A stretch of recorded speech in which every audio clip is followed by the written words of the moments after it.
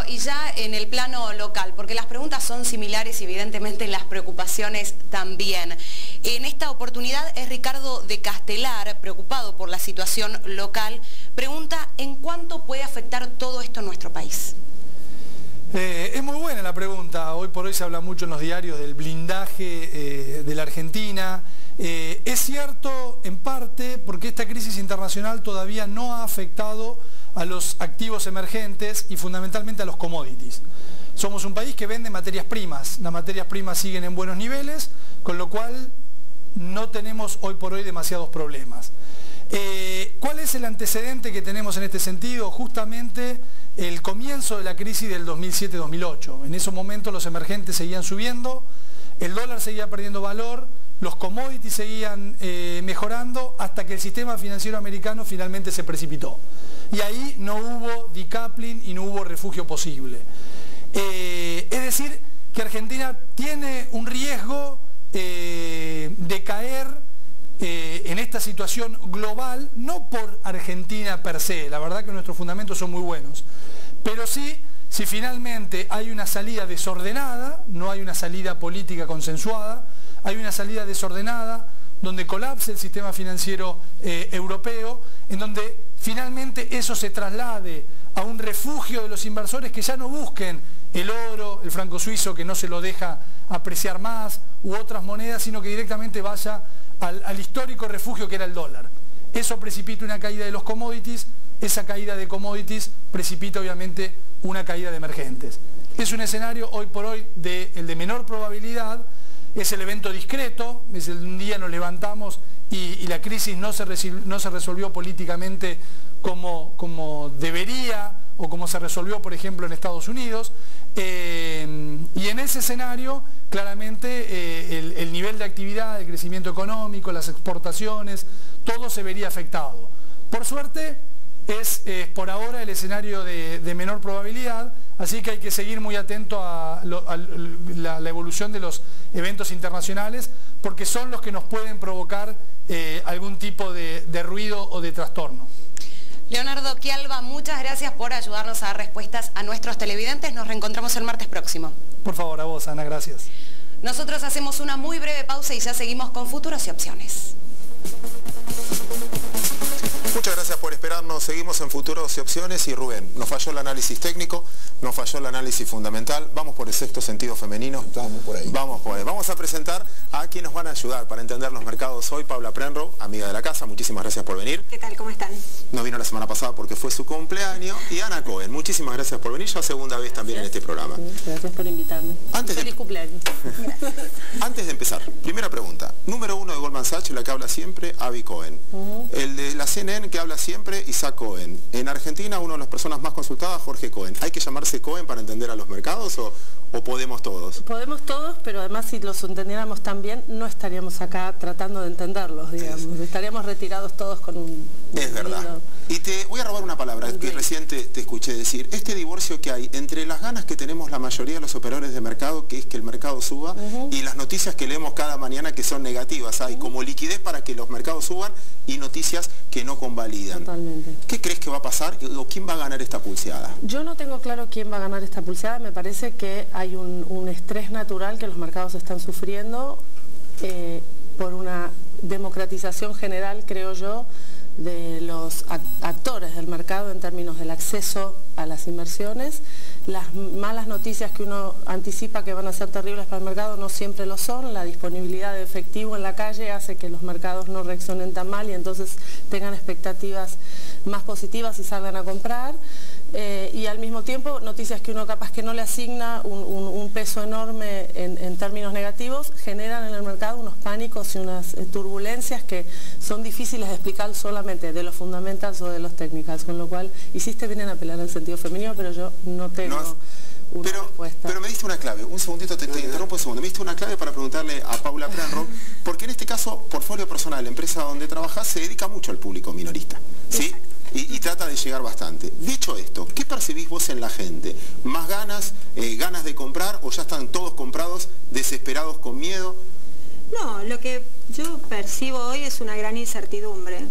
O sea, me da la sensación de que estamos en un momento en el cual estábamos esperando un escenario todo el primer semestre del año que no se efectivizó. Y ahora hay que dibujar uno nuevo.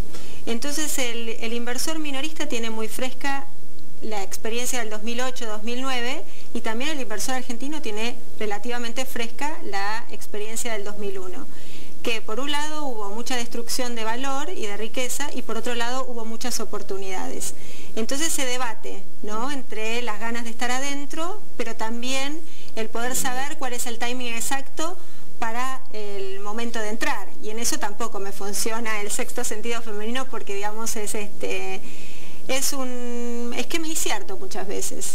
Yo fracasé, a ver, vos sí. No, es que parte de las cosas que dicen son todas ciertas, porque por un lado, vos hablas de pulseada. En el caso de Europa creo que la pulseada está definida, porque miramos los porcentajes de caída y son muy significativos. En el caso de Estados Unidos no está tan claro, porque uno mira los resultados de la bolsa americana y en el año, nada, está muy poquitito abajo. Entonces la pregunta es la siguiente. La economía real, los problemas están y los mercados los reflejan. También es cierto que hay una enorme liquidez que hoy está concentrada en productos más conservadores.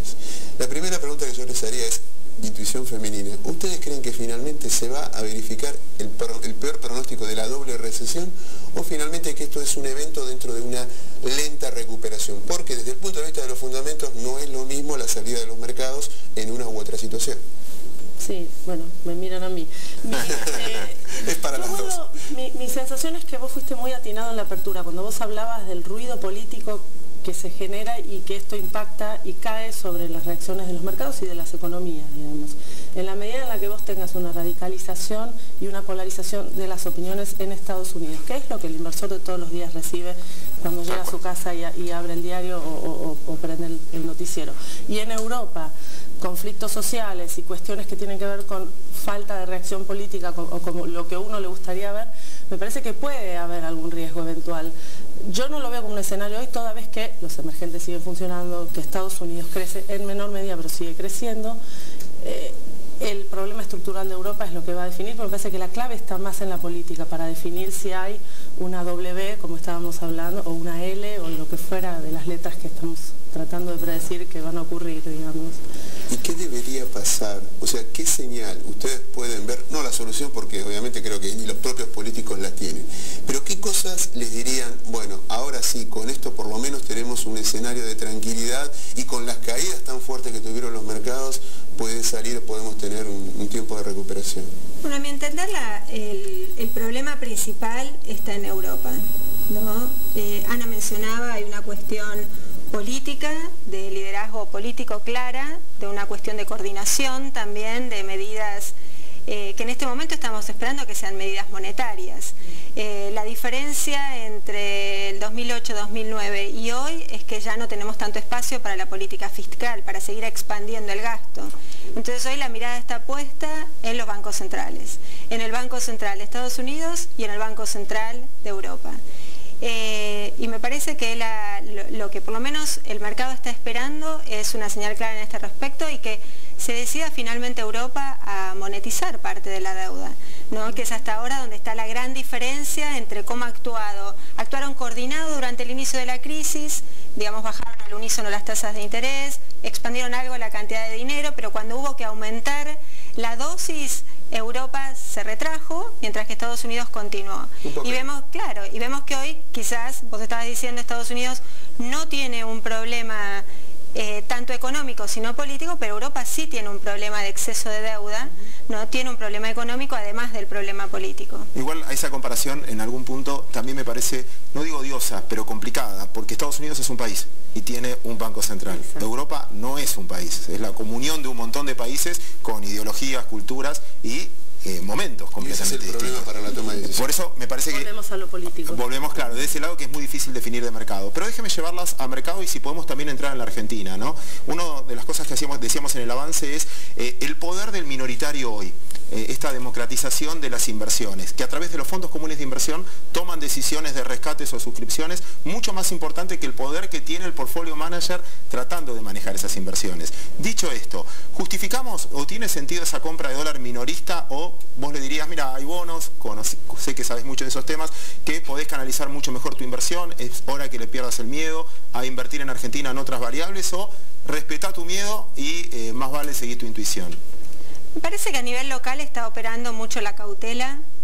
El inversor minorista percibe claramente que hay un desarbitraje entre lo que es la tasa de interés, la tasa de inflación y la tasa de devaluación, y actúa en consecuencia. Me parece que lo que está viendo es un tipo de cambio que estaba atrasado y que no le compensa hoy la tasa de interés para correr el riesgo de quedarse en esa moneda. Más si todos los días, como dice Ana, lo que se levantan y leen es el diario y van viendo que las reservas, digamos que el Banco Central tiene que ir perdiendo reservas para poder sostener el tipo de cambio, se preocupa, ¿no? Me parece que ahí también vamos a la política y a la toma de algunas decisiones. Si bien este gobierno salió elegido, bueno, o en la gran encuesta que tuvimos el 14 de agosto, fue bendecido con más del 50% de los votos, el mercado financiero lo que le está pidiendo hoy son más definiciones. Bueno, ¿cómo va a seguir esto después? Porque estamos con una economía que es exuberante, que crece a una tasa altísima, pero con pleno empleo de los recursos, hay inflación, ¿no? Y entonces, bueno, ¿cómo vamos a ir hacia adelante? ¿Cómo vamos a dibujar, cómo se va a dibujar el año 2012? También incierto. Nos queda un minuto, Ana, no sé si querés agregar algo al panorama que decía Paula. Coincido con ella plenamente y detecto de cualquier manera que aún en esas circunstancias hay bonos atractivos argentinos en dólares con un buen perfil crediticio, por ejemplo, y creo que para el inversor individual no debe haber nada más satisfactorio que recibir el cupón, recibir el crédito del cupón. Déjame ir a la otra parte, a la renta variable. Voy con el gran especialista acá, yo soy el entrevistador, vos el entrevistado. ¿Te animás a acciones a este precio? Sí, me animo a acciones a este precio, pero sin tiempo. Si tengo dinero comprometido o no, obviamente nada de apalancamiento, y saber que es como cuando uno compra un terrenito, es decir, lo compro y lo guardo. Y empresas con buenos fundamentos, y ojo, por un poco lo que decían las chicas, empresas que si se mueve el tipo de cambio, ojo, no estoy diciendo que va a haber una devaluación, pero veo el atraso relativo que hay, se pueden llegar a favorecer. Y hay varias dentro de nuestro panel Merval que cumplen ese requisito. Hablando de sin tiempo, nos quedamos sin tiempo. Rubén Pascuali, muchísimas gracias. Ana Cohen, muchísimas gracias. Paula Prenro, muchísimas gracias. Nosotros nos reencontramos el próximo martes en otra edición de Futuros y Opciones.